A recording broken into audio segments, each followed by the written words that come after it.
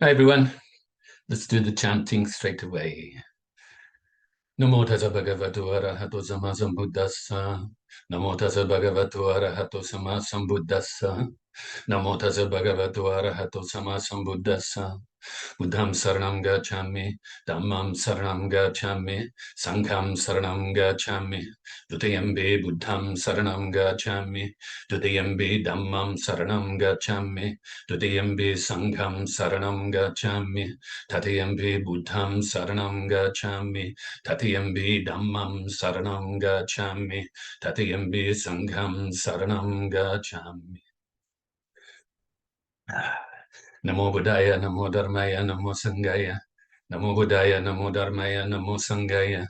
Namo Buddhaya, Namo Dharmaya, Namo Sanghaya. I take refuge until I'm enlightened in the Buddha, the Dharma, and the Sangha. Through the positive potential I create by practicing the 6 paramitas, may I soon attain enlightenment in order to benefit all sentient beings. I take refuge until I am enlightened in the Buddha, the Dharma, and the Sangha.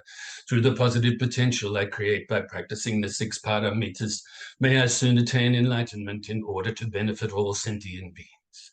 I take refuge until I am enlightened in the Buddha, the Dharma, and the Sangha. Through the positive potential I create by practicing the 6 paramitas, may I soon attain enlightenment in order to benefit all sentient beings. May all sentient beings have happiness and its causes. May they be free from suffering and its causes. May they never be parted from the happiness beyond suffering. May they abide in equanimity, free of bias, attachment to the near, and aversion from the far. I shall cause this. Great compassionate Buddha, please inspire me to be able to do so. Reverently, I prostrate with my body, speech, and mind, and present clouds of every type of offerings, actual and mentally transformed. I confess all of my negative actions accumulated since beginningless time, and rejoice in all the virtues of all holy and ordinary beings. Please remain until cyclic existence ends, and turn the wheel of Dharma for all sentient beings. I dedicate the virtues of myself and others to the great enlightenment. However innumerable all sentient beings are, I vow to save them all. However inexhaustible my delusions are, I vow to extinguish them all. However immeasurable the Dharma teachings are, I vow to master them all. However endless the Buddha's way is, I vow to follow it completely. Om Mani Padme Hum. Om Mani Padme Hum. Om Mani Padme Hum. Tayata Gate Gate Parasamgate Bodhiso. Tayata Gate Parasamgate Bodhiso. Tayata Gate Parasamgate Bodhiso. So now let's get ourselves ready for some meditation. Initially to release the tension in the body. Then after that, some breath meditation. And then loving kindness meditation. So gently close your eyes, lips gently touching, tongue resting on the upper palate in the mouth. Shoulders nice and relaxed, not rigid, but also not slouching. And bring your mind inside your body, focusing from the bottom to the top and releasing the tension along the way. So let's take a few moments to do this now.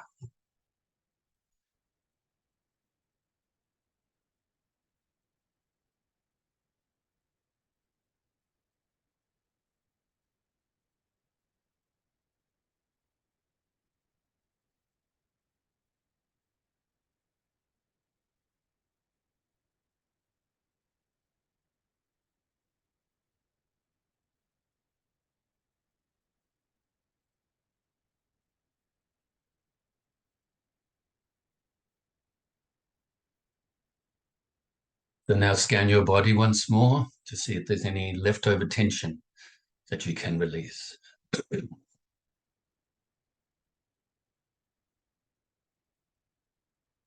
When you've done this, bring your mind now, or your focus, to the tip of your nose initially. And we'll follow the feeling of the breath as you're breathing in your nose, all the way into your lungs, then back out your nose again. Breathing in and breathing out. Physically, all you have to do right now is sit here, be present physically, and breathe, breathing in, breathing out. All you have to do mentally is focus on the breath, a feeling of the breath as you breathe in and breathe out. And if your mind wanders, then apply the antidote of replacing the mind back onto the breath. So just as I alluded to then, if any thoughts arise, any mental activity arises, don't cling to it. Don't grasp at it. Don't try to force it away either or deny it, but simply, naturally and gently replace your mind back onto your breath as you release your mind from these distractions and agitation. And if your mind starts to become dull or sleepy, then wake it up a little bit by refocusing on your breath more brightly. Breathing in and breathing out. So let's practice like this for a few minutes in silence.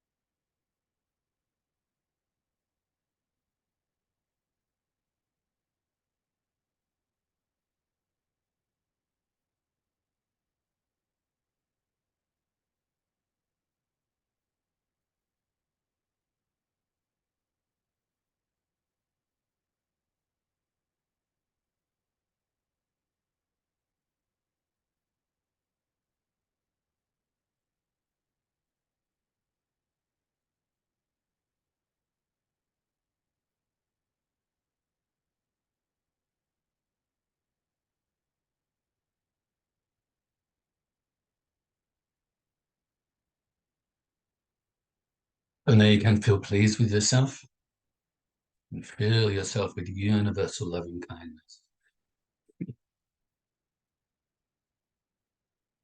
Fill yourself with the feeling of this universal loving kindness, as well as utilizing a visualization technique, filling your whole being with the white light or white nectar.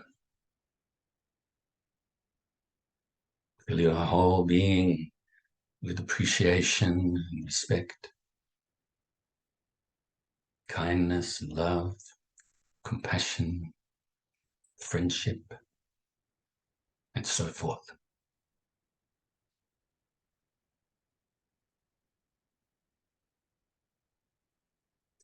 Fill yourself with so much loving kindness that it now overflows and radiates outwards, initially to your loved ones, your family, your friends. Have the wish that they are happy and have the causes of happiness, that they are free from suffering and the causes of suffering, that they are peaceful. So fill their whole being with this universal loving kindness.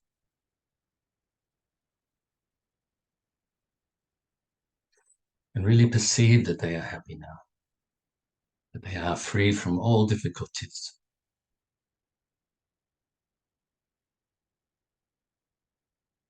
And radiate this loving kindness also to strangers, those people that you're indifferent towards.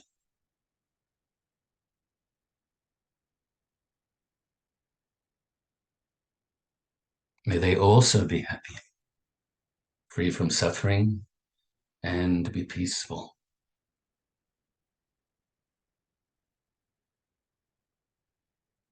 And now also include those you may regard as enemies. Fill them with the universal loving kindness as well. And have the wish that they are happy, free from suffering, and are peaceful.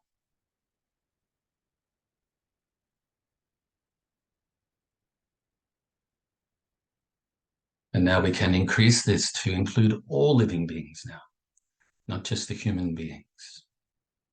All of the living beings around your immediate area initially. The ones that are born from wombs, from eggs, from moisture, through transformation. Fly through the air, or live on the land, live in the waters.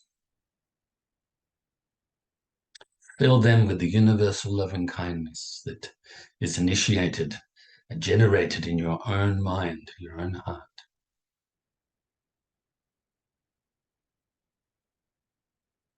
Now let's radiate this loving kindness out further and further distance-wise throughout your whole state or county to all the living beings, whether you know about them or not, whether they're great or small, short or tall, whether they're seen or unseen, near or distant, born or still to be born. May they all be happy, free from suffering, and be peaceful.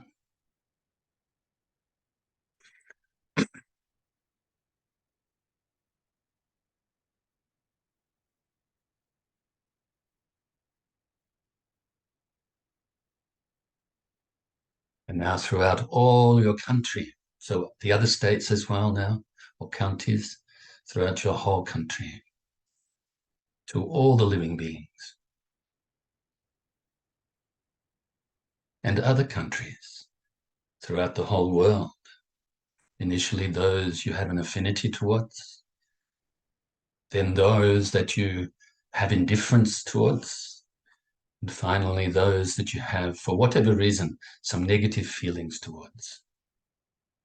And have your loving kindness also pervade throughout all of the oceans and other water or bodies of water. Have your loving kindness pervade down to the core of the earth and to the outermost atmosphere.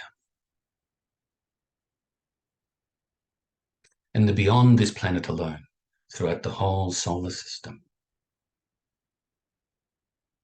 And all of the solar systems throughout the galaxy.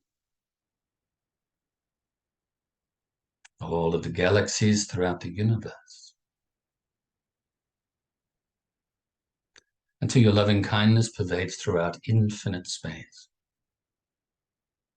This immeasurable loving kindness that is generated in your own heart and radiated outwards now throughout infinite space to all living beings, freeing them from the sufferings, helping them to cause the happiness, and work their way towards realizing their true nature, enlightenment. So be present here and now, and we'll recite a dedication prayer. Due to this merit, may I soon attain the enlightened state of the Buddha, so that I may be able to liberate all sentient beings from their suffering. May the precious body, Chitta, not yet born, arise and grow. May that born have no decline, but increase forevermore. And may the precious view of Shunyata, not yet born, arise and grow. May that born have no decline, but increase forevermore. Namo Buddhaya, Namo Dharmaya, Namo Sanghaya. Okay, so now we'll continue to utilize my book and the teachings therein to address all of these questions that came in from last year and some from more recently too. Okay, so we're up to, as we were last week, number 46 out of 50 quotes and explanations. And we'll spend today on this one and also next week as well, I think. There's a couple of things I wanted to cover during this one. And so therefore, I don't have to cover them later in the last four explanations and quotes, okie dokie, because this one's quite poignant, especially in the modern times. In fact, always, but poignant in the modern times when there's a lot of inequality, a lot of corruption in the world, unfortunately. There probably always is and always has been. But because I guess we have the media, sometimes corrupt media with their own agendas, some good media, maybe with honest information, helpful information. And then, of course, we have the social media, which is crazy, going everywhere around the world. You know, sometimes good info, sometimes not so good info, sometimes absolute rubbish, you know, and very, very negative, some of it, you know. And so I think it's important, this teaching about equality and equal opportunity. And so we will continue. I can't remember everything I said last week. I think I went on a couple of rants about a few things to do with pollution and stuff like that, you know, global warming and so on. But I try not to repeat myself, okay? So during this, I'll just remind you, during this, we'll actually cover the quote, equality and equal opportunity for all is essential to a peaceful and harmonious environment. And so we'll cover benefiting self and other, the two benefits, as it's known, that teaching. The four immeasurables in action. Now, we've gone through the four immeasurables many times before, and we will do so again. I'll try to give it a little bit more of a fresh examples for you, to a little bit of variety. Then, of course, we have survival of the species and natural environment. Now, this is all to do with the Dharma practice, okay? Of course, it may appear, well, like that one, for instance, we're talking about worldly things, but still the Dharma practice is looking after, you know, getting off your butt, basically, and looking after the planet, and helping others, and so on. Remember, practicing on the cushion with the meditation or studies, meditation, formal practice on the cushion, but also off the cushion. Some formal practice off the cushion, but also informal, and just doing things spontaneously eventually, creating the habit to be good, to be virtuous, creating this habit, and therefore enabling ourselves to be like spontaneous with our virtue and sharing of the virtue, okay? So, arising, existence or existing, and ceasing. So the three times of things, all things are like this. They arise, a living being a planet, a dust mote, everything arises, then it exists for a little while, and then it sort of goes away and ceases, you know? Okay. The haves and the have-nots, to do with people having too much money, not many of them, and a lot of people not having hardly anything at all, if anything. Okay, so the three poisons we'll talk about, and also clean air, water, food, and shelter, the requisites, which I went into last week, and maybe the Eightfold Path as well, but we'll see how we go with that one. Okay, so I'll repeat the quote. Equality and equal opportunity for all is essential to a peaceful and harmonious environment. The explanation: for us all to have peaceful and harmonious homes, communities, regions, countries, and world. All people need to have equal opportunity, to have access to the essentials in life, for there to be equality everywhere, all of the time. All people have the basic right to have clean air to breathe, water to drink, food to eat, and sufficient shelter to protect us from the elements. We all have the right to have equal opportunity in regards to education, medical assistance, work, transport, and the like, as well as to have freedom of thought, speech, and action, the right to live. It is life that all people treasure the most. In fact, you can say all beings. Knowing this, how can we harm each other or deprive each other of the basic and essential rights and freedoms? Inequality breeds frustration, confusion, and conflict, whilst equality breeds contentment, peace, and understanding. So let's create and maintain homes, communities, regions, countries, and a world of equality and equal opportunity for all, and a peaceful and harmonious environment for us all to live in. So as mentioned last week, this is idealistic thinking, but I think to have this as a goal that underscores all of our activities, all of our thoughts, our physical actions, our words, our communication verbally, I think is really good. Remember, our intention is to attain enlightenment for the welfare of all living beings, the bodhicitta, or great altruistic intention, based on compassion and loving kindness, and also equanimity, the four immeasurables again, empathetic joy. So in other words, metta, in other words, loving kindness or universal loving kindness, compassion or karuna, mudita or empathetic joy, and upekkha, which is equanimity. So a mind that is free from bias, free from attachment, free from aversion. That's the goal, okay? We want to base all of our practice and all of our lives on this altruistic intention, this bodhicitta intention. And so having an idealistic sort of thought like this, or wish like this, aspiration, if you like, is really good. It's really important. Yes, we know this isn't happening around the world, and we can't, from this chair that I'm sitting on here, in this room, in front of this computer, I can't change the world, can I? But if we can change ourselves, and then everything around us, affect everything around us in a positive way, just like throwing the pebble into the pond and the ripples going all over the pond, then we can make some small good change, And of course, of utmost importance is us training our mind, purifying our mind. So utilizing all of our actions, utilizing our speech, utilizing our thoughts and all mental activity to be able to purify the mind, to unveil our true nature, our Buddha nature. This is what we want, okay?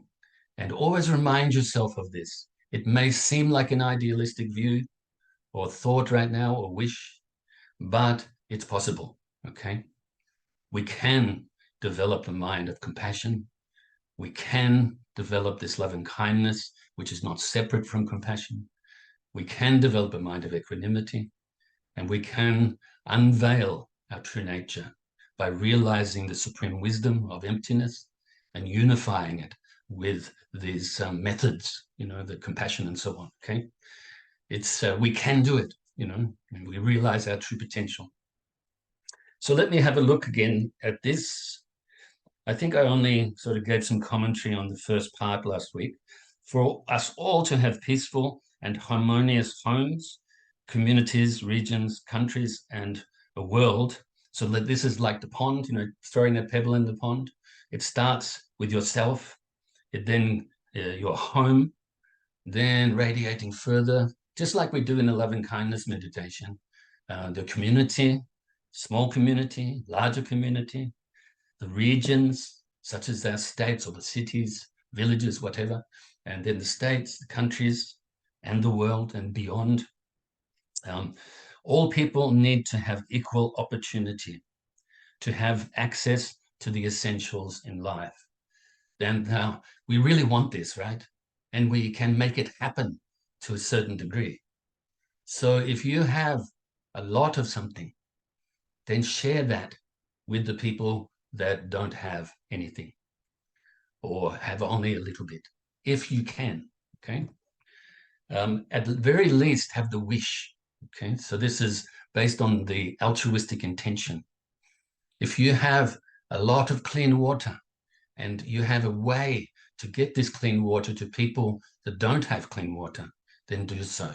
Now, in the world today, of course, the people that don't have this clean water living in places maybe a long way from you. Maybe you can donate to different charities that go to these places and help these people.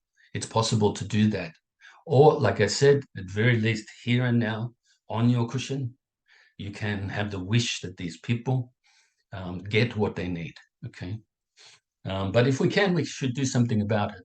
I remember years ago when they had the flooding in Vietnam, and my temple there and my master were basically the sort of the home for to collect all of the donations, etc., to take to Vietnam. And it was an amazing experience for me. I was loading the trucks basically, because I had a lot of strength in those days. And 20 years ago or more, could lift all the boxes very easily. And a lot of people donated things like rice and water and clothing and so forth, okay? So canned sort of foods and things like that. And it was an amazing experience. So if you can get involved in things like that, then that's really good, okay? I think it helps us to be able to give up attachment to things we find pleasing, but also to feel good that you're helping others, you're giving, you're practicing the door to the Dharma, the generosity and the giving of material aid and protection from fear, and also giving the Dharma at the same time. Okay, so for there to be equality everywhere all of the time, as I mentioned last week and other times, of course we are equal. There's so many ways you can explain that we are equal. Like I said last week, we all have ignorance, different levels of maybe, but still we all have ignorance. We all have the mental afflictions that arise from this ignorance. We also have the potential to attain enlightenment. Right now, we have the potential to become more compassionate. In this moment, we have the potential to get closer to realizing the wisdom of emptiness in this moment. We have this potential. All beings do. Of course, a lot of people don't know that. A lot of people turn their back on that. But us right now, don't turn your back on it. Sort of recognize that your true potential, if you utilize your true potential, you can do so much about purifying your mind here and now, and also benefiting others at the same time, okay? So all people have the basic right to have clean air to breathe. I went on about this a lot last week, so I'll leave it there for today. But yes, we do need to create less pollution. We need to stop deforestation, things like that. We need to behave better. We need to be more wise, all of us, people in this world. So water to drink, food to eat, and sufficient shelter to protect us from the elements. Of course, shelter could be a tree, it could be a tent, it could be a really big leaf, those big leaves that we have in the tropical places. It could be a hat, it could be some clothing, or it could be a house, as most of you have, as all of you have. Or it could be a flat, or it could whatever, okay? So we do need some shelter to help to protect us from the wet, from the sun, and so on, okay? There's many people in the world that really do have just the basics. And a lot of them are very happy with that, and that's great. Some not. So we should help if we can. We all have the right to have equal opportunity in regards to education. That's a really important one. I think there's a lot of groups, some groups around the world, for whatever reason, they don't want people to be educated. Because when people are properly educated in virtue, but also the worldly things too, then people become wiser and they are less likely to be fooled into buying products that they don't really need but are made to believe they need. Governments, dictatorships, things like this. A lot of people are just following like sheep in a sense, but if they're educated, if they become more educated in the sense to do with virtue, what is real, what is not real, and like I said, the worldly things such as the mathematics and so on, sciences and so on, then they are less likely to be fooled by the sort of manipulative type groups in the world. So education is something that's really, really important. And if you can educate people in whichever way, this is fantastic. It's not really about pushing our views onto people, but if they want to hear something or if they get something incorrect, then you can correct them peacefully, gently, and help them to realize closer to the truth. I think that's very important that we do that if we have the opportunity and if it's appropriate. Then, of course, equal opportunity to medical assistance. In some countries, of course, we have the free medical assistance, free hospital, nursing, things like that. It's covered in the government, under the government, through the taxes that are paid by people, by the communities as well, okay? Different countries are better than some other countries, but then, of course, you have this capitalistic vibe as well, where they're making a lot of money from medical stuff.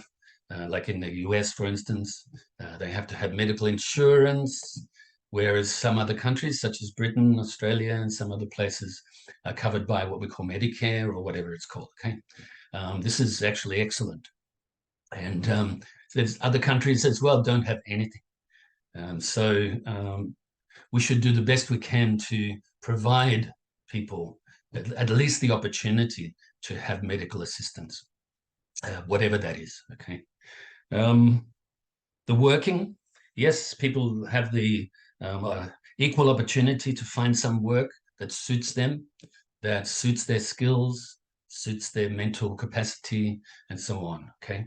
We really need to sort of provide this if possible. Transport, of course, in places like where we live, really need a car, really, because there's long distances between places, but some people get by with the trains, the buses, even if they have a bicycle, that's all good, So people have the equal opportunity to be able to utilize this transport. And even if it's really basic, even if it's a donkey, up the mountainside in the Andes Mountains or something like that. This is like transport. People have the right to have this. And by the way, they should treat their donkey with kindness, not hurt the donkey, okay? So anyway, then of course, and things like this, okay? So as well as having the freedom of thought, speech, and action. In other words, the right to live. People should be able to have free speech, but they should be educated in what is good speech, what type of speech to avoid, the wrong speech, especially harsh language used, especially lying, avoid lying, especially speak with good meaning and not sort of meaninglessly gossip, and also speak to unite people rather than to divide people. So no slandering, and people need to be educated about this type of thing so that they can utilize their free speech in a good way. And then sort of the right for their free actions, you could say. They need to, first of all, don't kill, don't steal, don't be involved with sexual misconduct, harmful sexual activity. Really need to sort of practice like this, right action, to cherish life, protect life, be good for others, be good for yourself in this way. Don't take what is not freely given, and be generous. So you can see that I mentioned education here in this paragraph up front, but I'm talking as well, not just for worldly education, but education, you could say in the Dharma, but it doesn't have to have that title, can be just virtue, you can say, moral, being moral. Okay, so right through our thoughts, be free to think for ourselves and know what it is that we need to give up, relinquish, relinquish having bad intentions, relinquish having covetousness, having the wrong views of how things really are, and instead sort of have the right view about how things really are, So I think that'll do. I know we're just under 1 minute, maybe about 50 seconds to go. It is life that all people treasure the most.